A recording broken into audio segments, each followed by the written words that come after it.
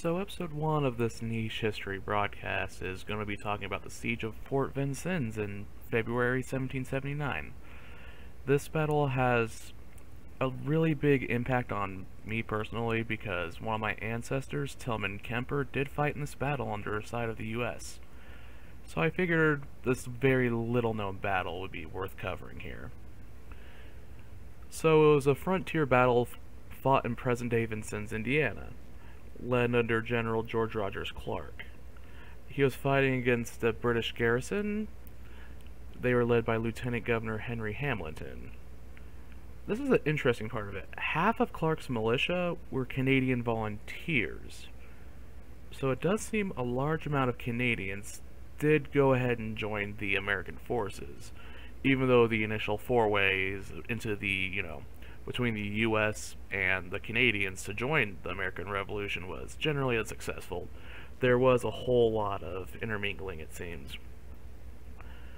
So Francis Vigo, an Italian fur trader, came to inform Clark about Hamilton's reoccupation of Vincennes. Clark, seeing that the British have taken over a small part, has decided to recapture the area in the spring. February 5th, 1779, Clark went out towards Vincennes. Half of them were actually French volunteers. Clark led his men across generally Illinois. He remembered that the weather was wet, but fortunately not cold for the season, which is about a very lucky thing considering how cold it gets up there. So he marched, and then he reached Vincennes on the 23rd of February, entering the town in two divisions. Clark had his men build entrenchments 200 yards in front of the enemy's gates, which, muskets ain't really going to be the most accurate things. However, small squads crept up to within 30 yards of the walls to get shots at the British. The British did fire their cannon, destroying a few houses. Clark's men basically shot through the portholes where a cannon was firing and killed the cannon. And the locals did appear to help Clark a lot. And then at 9 a.m. on the 24th of February, Clark sent a message to the fort demanding surrender. The surrender was declined, and the firing continued for another 2 hours until Hamilton sent out his prisoner to offer terms. Clark sent Helm back with a demand of unconditional surrender within 30 minutes, or he would basically storm the fort. Helm returned before the time and basically asked for, a 3-day truce. It was rejected by Clark, but basically he did agree to meet Hamilton at the village church. So, basically, natives were coming to town, and they did fight with the Americans. 2 prisoners were Canadians, apparently.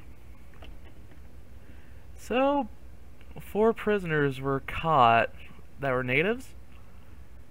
And, this is where it gets kind of messed up, guys. The natives were made to sit down in full view of the fort, then they were tomahawked to death, scalped, and then thrown into a river. Which, according to Hamilton, Clark killed 1 or more natives with his own hands. So, dark stuff. And Clark later wrote about the killings believing to be justified revenge, which is also pretty messed up. So, basically, Hamilton signed surrender at 10 a.m. on the 25th of February. Hamilton's garrison of 79 men, marched out of the church. Clark raised the American flag over the fort and renamed it the Fort Patrick Henry.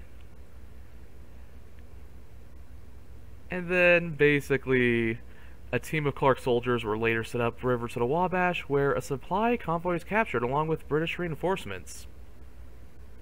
In the aftermath of the battle, a 6-pound cannon, which was tampered by the British ahead of time but appears to have been fixed, was fired in a celebratory fashion by a few of Clark's soldiers.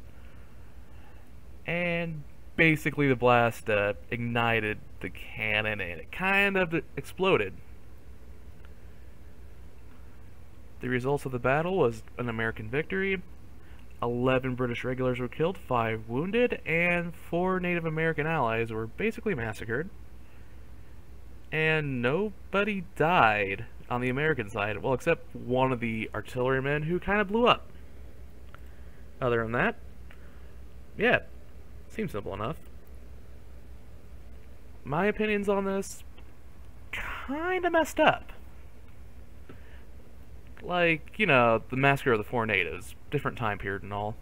However, the most interesting part to me was there's 100 Piankashaw and Kickapoos on the side of the Americans, and then you had 325 other natives on the side of the British, generally Shawnee and Ottawa, which really does show a lot of the, well, you know, division even within the Native Americans themselves. And granted, the natives would have probably done better to side with the British than the Americans, but hindsight is 20/20. It was a... And it's really interesting because my ancestor, Tillman Kemper, did fight in this battle. And really, reading this, it brings a lot of attention to, you know, what happened and where, you know, my bloodline comes from. Other than that, just a straight up brutal battle. People were killed. And yeah, this battle isn't really known in the American conscious, even though I would figure it is very important as one of the most westernmost battles fought in the Revolution.